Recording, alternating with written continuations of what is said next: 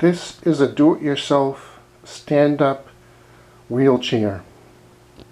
Just made from parts from the hardware store, Arduino board,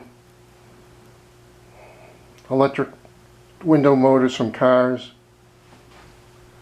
a joystick, the controller board, golf cart solenoids, mega Arduino board, old laptop.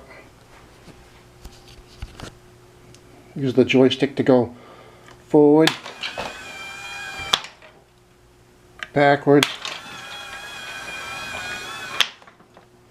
make a left turn, make a right turn, go backwards right, whoops, go backwards left, go backwards right. That might be a little bit of a problem on that one, but anyhow, that's it.